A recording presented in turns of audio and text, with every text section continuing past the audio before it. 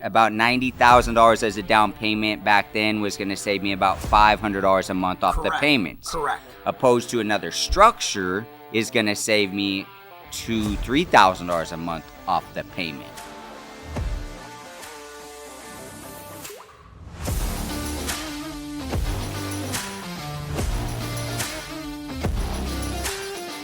Welcome back to another episode of Cash Flow, the podcast where we talk about turning properties into profits. I'm your host, Jason Yoss. I'm here today. My guest is Deven Ortiz. Devin, good to see you, man. Pleasure. Thank you for having me. Absolutely. So Devin and I, both military service members. And I'm going to give him some shit. He was in the Army, love my Army dogs. As a Marine, a fellow crayon eaters, we got to give each other shit. Yeah, 100%. But hey, the great thing about Devin and I is we live and work to serve our community. Okay, it's something that is both near and dear to our hearts.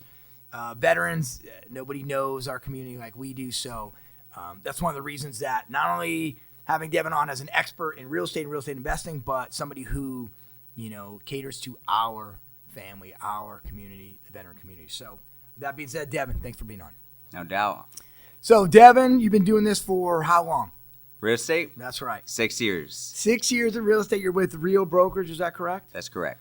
And talk to me a little bit about your niche, like your focus in real estate.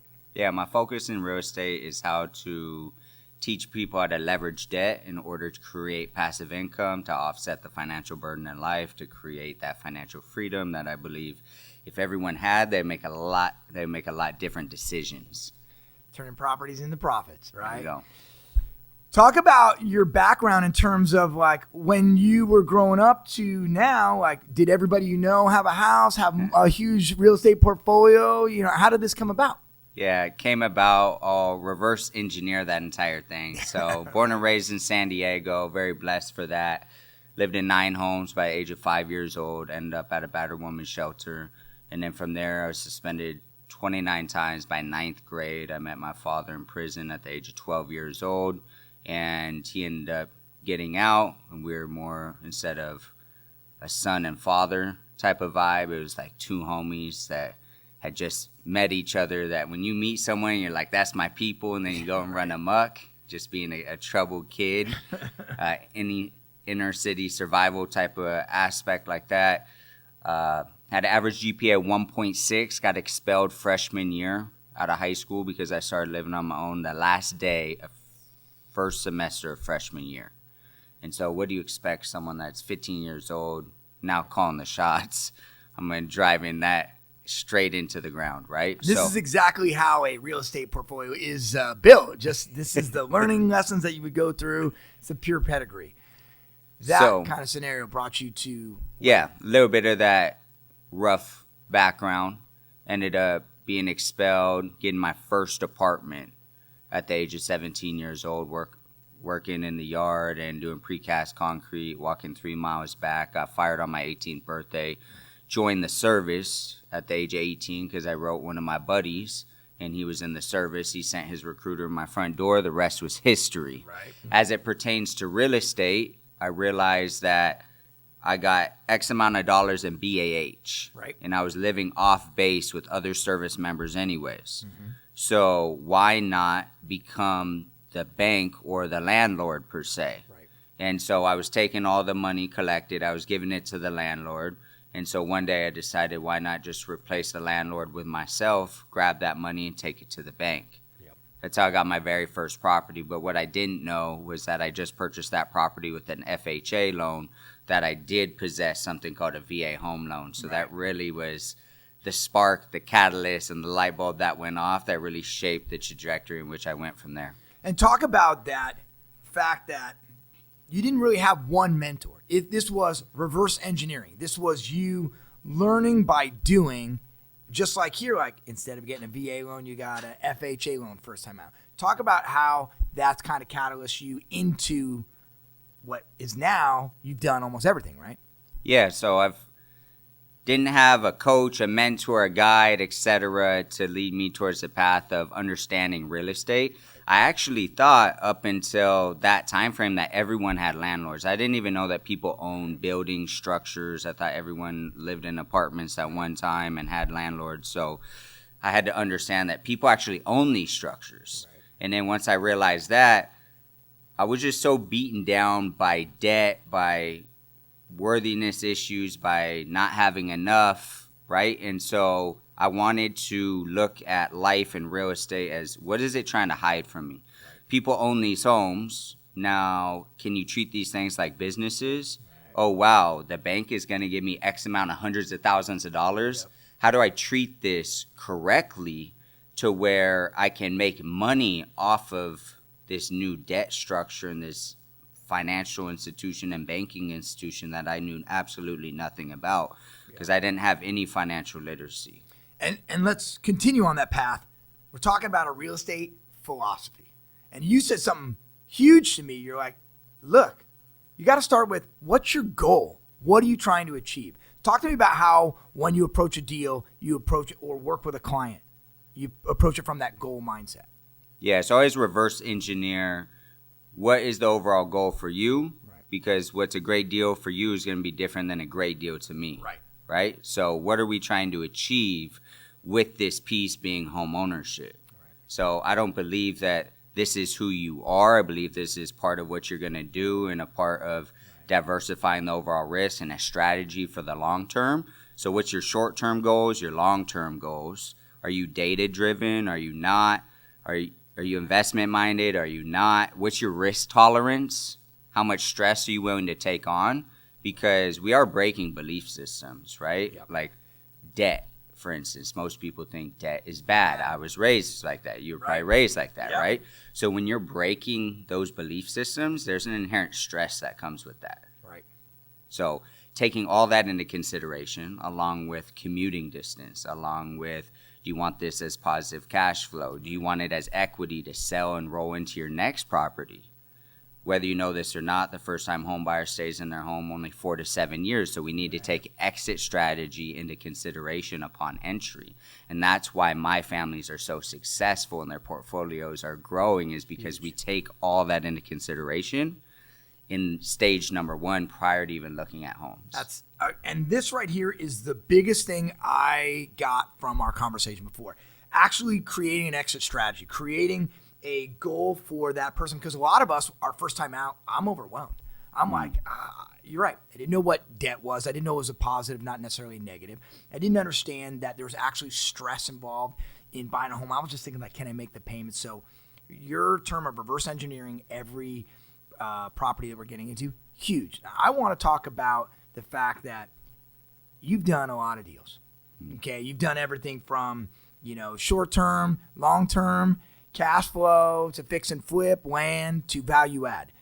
Talk me through, let's talk about 1 or 2 deals so that people like us, especially the service members, can take a look at how you put together a basic deal. You talked to me about one about a zero down VA. Let's talk about that one. Okay. Where was the deal? When was it? And let's talk about how you ended up putting in that ADU and the details. Got it.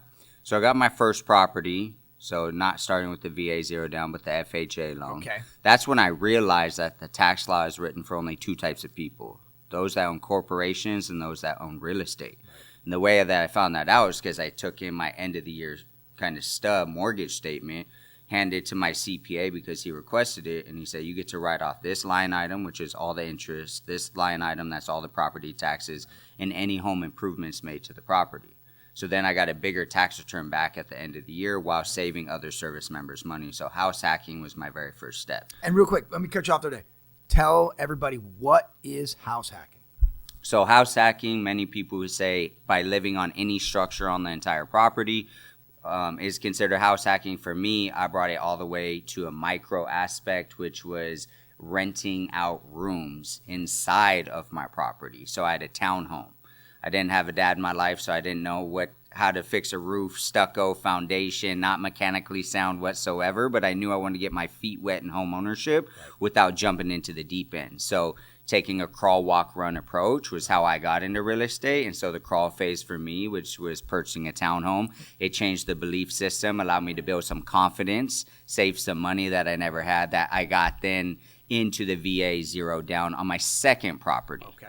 So I had $72,000 of other service members' money along with $18,000 of my tax savings. So I had $90,000. Okay. Now, most people are going to go take that $90,000 and apply it towards a down payment to reduce their overall mortgage every month. That's what most of us are concerned with is affordability and can I pay this mortgage every month? Absolutely. Said for me, I said, you know what? If I can handle a little bit more stress, let me go with the alternative thought process, which is go zero down, take that $90,000, build an additional structure on that property, and then that structure will far outlast my heartbeat, and I could subsidize the mortgage even more. Right? About $90,000 as a down payment back then was going to save me about $500 a month off the payments. Correct. Opposed to another structure is going to save me $2,000-$3,000 a month off the payment. Right. So understanding the long-term approach from there, and that's how I went into my very first VA zero down deal. Now, how did you find it? Where was it? How did you find it? And talk to me about negotiating to get that deal. Yeah, I found it online. I called an agent just straight off of the online ad. And I said, hey, I want to see this property. He said, how much you pre-approved for? I said, I'm pre-approved for like $590,000. He said, this is listed for $640,000. You cannot see the property. No, okay. So I waited about 2 months and I saw a price reduction. I called him again. I said, hey, there's a big price reduction. I think maybe we can get it now. He said, let me call, see what we could do. And I said, before you do, it says that there's unpermitted square footage on the property. I want to sit down with the listing agent, the seller, yourself, and myself directly to negotiate my own deal because I know the telephone game, right? Yeah. I'm going to say something to him. He's going to say something to her. She's going to say something to you. By the time he gets back to me, it's complete. What the fuck was that, right? Yep, absolutely. So he said, that's impossible. And I said, well, if this online search engine is correct, you're going to get 2.5% commission. And based on my simple math, that's a lot of money. So I'll just call someone else to make it happen. Right. He made it happen. I negotiated my own deal at the table right then and there. They accepted my offer, $588,000, VA zero down.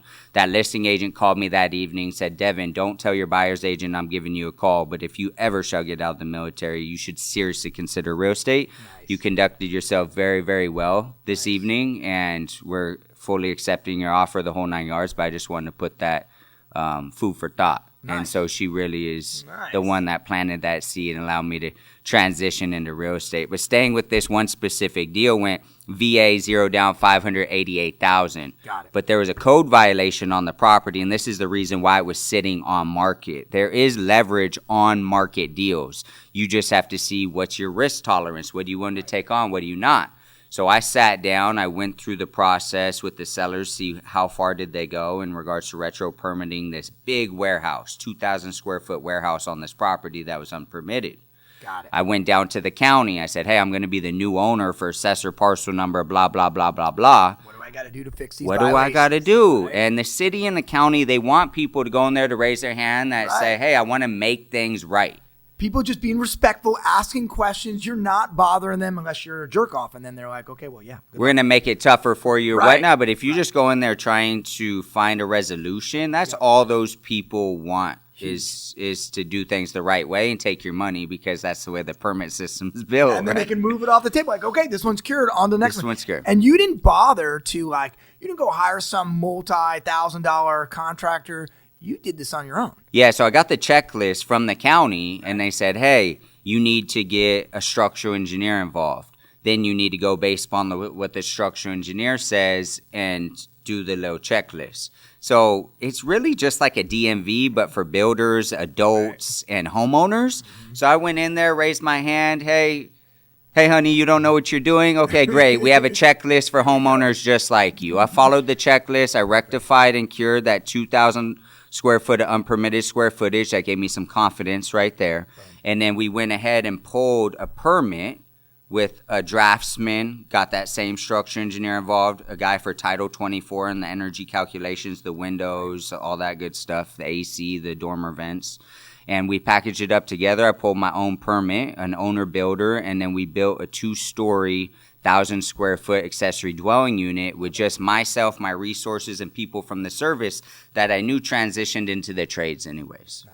Nice. So with all your sweat equity, that actually not only transformed violations to come off, so you had to cure the property, Mm-hmm. but then you value add on top of it. And that's where, instead of putting money down, use that money to make all of this happen. Is that correct? Correct.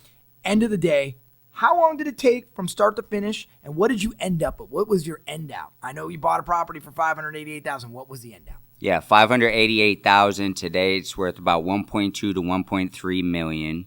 I have less than $490,000 on the principal balance. My current mortgage is right around $3,100 a month. I bring in $7,500 a month, so I'm positive cash flow and right around $4,400 a month.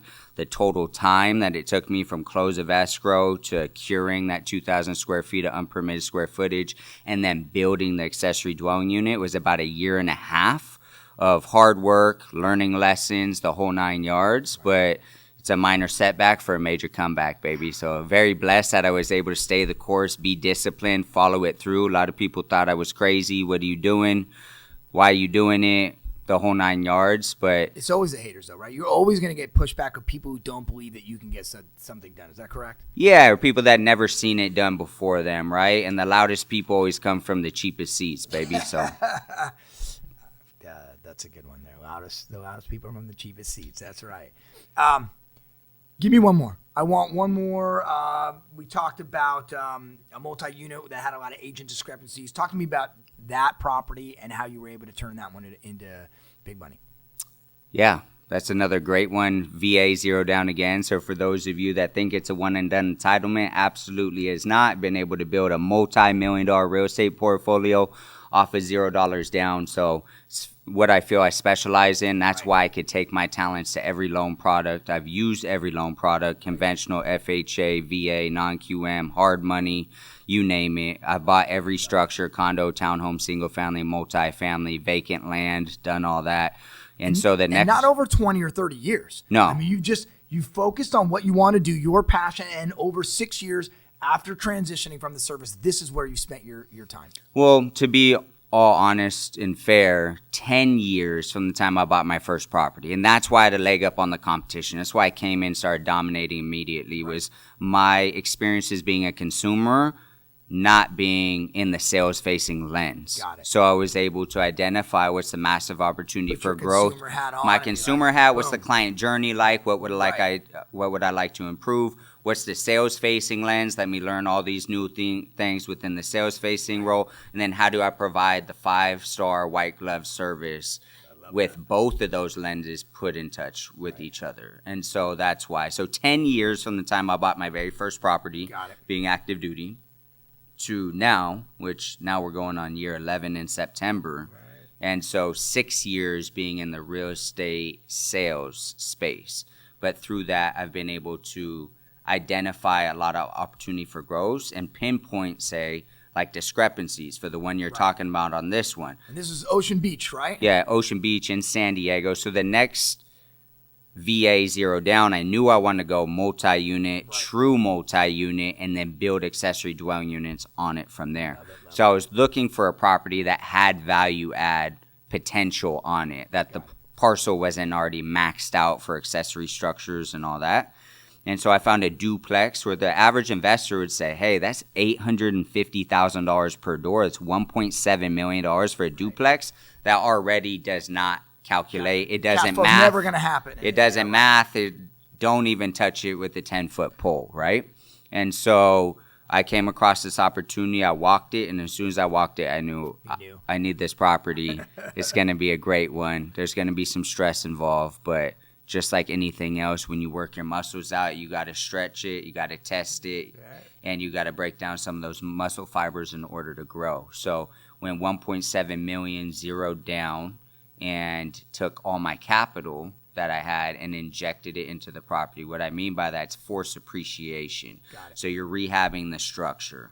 I like purchasing the ugly ones, so I know for every $1, $2, $3, $4 I put in, I have a return on investment before I hit my first payment. I already have hundreds of thousands of dollars in equity working for me. Is that the steps you took once you acquired it? What was your plan to turn it into something that you could either fix and flip, sell, cash flow? What was your plan right out of the gate? The very first step is because we are going zero down and we don't have the affordability of being able to put down hundreds of thousands of dollars to reduce overall principal balance. I'm like, how do we cover this mortgage of $11,250 a month? Boom. So step number one was, how do I rehab this property, put it on Airbnb or any short-term rental type of platform, and get this thing rented. So within 86 days, I had it fully renovated on Airbnb and with an occupant in it for $650 a night. Boom. Boom. And that was just stage one, right? Then it was on to your value add, your build up. Is that correct? Correct. So that's phase one, is going to be to stabilize the property, turn it into a business, and get it to cover the mortgage. Got it. So that it's not a hindrance upon my daily, weekly, monthly, and annual life. That stress you were talking about. Then we're allowing that equity to work with natural appreciation. San Diego this year alone has appreciated over 9%, right? So I'm not a mathematician, but that's a lot of money on a $2 million property, you know? Absolutely. So phase two is allowing that equity to work for you. So in simple math, 1.7 million, zero down. Right. Then I injected $170,000 of my own capital into the property. Right, in your renovation. Or into the renovation. But by day 86, round up to 90, by the time I had my first payments, the property's new appraised value was at 2.5 million. Boom. So we just made hundreds of thousands of dollars out of thin air. Right. And then we allow that equity to sit until we're going to strategically 100% cash out refi to pull all that money back out, to then just to inject it back into the property and do the value add multi-units. Overall, how are you, is that your exit plan, or what's the exit or ending for this property right here in OB? I really allow the numbers to dictate my decision making. That's why I don't really know today. I always tell people, oftentimes people lie, but the numbers never do. Right. And they're like, what does that mean? I'm like, well, you don't even know the answer to it, and I don't know until we sit down and we analyze the numbers. So at this point in time, I'm going to pull out $1 million in equity. Cash out refi, VA, zero down. We're the only ones in the country that could do it. Right. That $1 million is $8,000 a month in monthly debt service. Right. So I have to make sure that whatever I build will accrue not just $8,000, but exceed that in order to make some cash flow as well. So what does that appreciation look like? We're looking at about $1 million, $8,000 in payment, which is going to have about $1.8 to $2.2 million in value. How much are all these units going to bring in every single month? What's my debt service and what's my positive cash flow? Right. Opposed to, if I sell the property, what's my equity position? Right. Then what can I take that 1.8 to 2.2 million in equity and roll it into on the next purchase? What am I getting on my next deal? So what is that positive cash flow? What's the long-term equity look like? What's the short-term rental evaluation opposed to long-term rental evaluation and the midterm?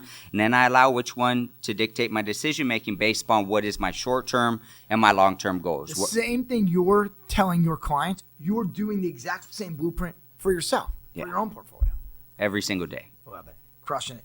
Webby, and again, I love the fact that we have two totally distinct, types of projects to look at and show other service member, other consumers, like, dude, you can make money doing this.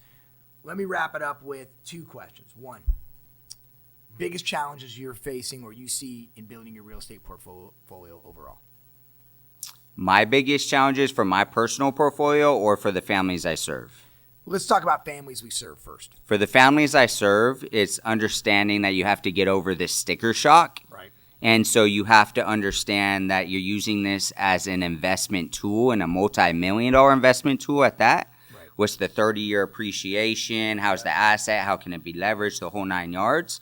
And then how do we subsidize the overall mortgage so that you're not on the hook for these astronomical prices? Right. Because just a few years ago, VA zero down was at $1 million, $5,200 a month, which was a lot more attainable, opposed to today, VA zero down is an $8,000 mortgage at $1 million. Crazy numbers. So just taking that into consideration, and is it going to be just you and your family's home, and we're going to just leverage it for your personal family, or are you really data-driven and want to create multi-million-dollar wealth, and then we reverse engineer it. So number one, getting over the sticker shock. Number two, create an actionable plan that you are okay with following through, because people support what they create, right? So I'm asking certain questions to elicit certain responses to paint a picture that you've ultimately painted yourself, so that when the rubber meets the road, you'll stick with it. You'll buy into it. Yeah. Last question as we wrap it up here. Okay.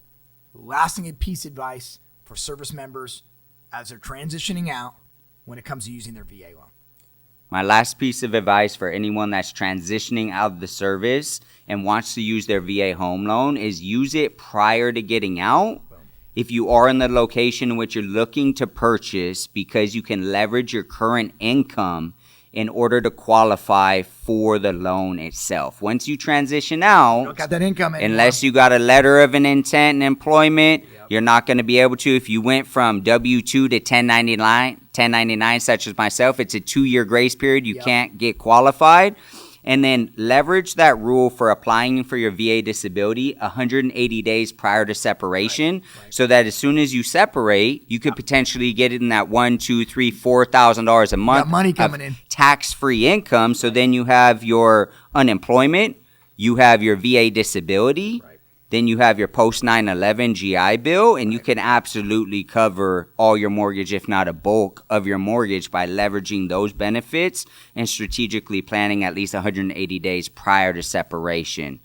In addition, one loophole that I hope we don't get in trouble with or whatnot, but no one can force you to re-enlist. So a lot of lenders are going to say you're not eligible because you need at least a year on your contract. Well, if you write them a letter and you let them know that you're not going to be forced to re-enlist until 30 days within your window, because you want to know if there's any re-enlistment bonuses, why be forced to re-enlist at 1 year if they're going to chip out a bonus? I mean, some of my boys in the Coast Guard are getting like $50,000, $75,000, $100,000 bonuses within 30 days of getting out. Absolutely. And you're 100% right. For sergeants, you can't be pushing our boys to have to re-enlist to get that VA home loan. Don't make that happen. I know numbers gotta happen, but Devin, first of all, like I said, service member, I love it when we sit down and we get to talk, not just about real estate, but about helping our community. And second of all, your knowledge that you put in here, it's huge. There's a lot of takeaways for people just starting out or your second and third house down the line. So thank you so much for coming on. Thank you for giving us all this information. And thank you, everybody out for watching. Again, Deven Ortiz, everybody with Real Brokerage. I'm your host, Jason Yoss. Thank you for tuning in to the Castle Podcast, where we talk about turning properties into profits.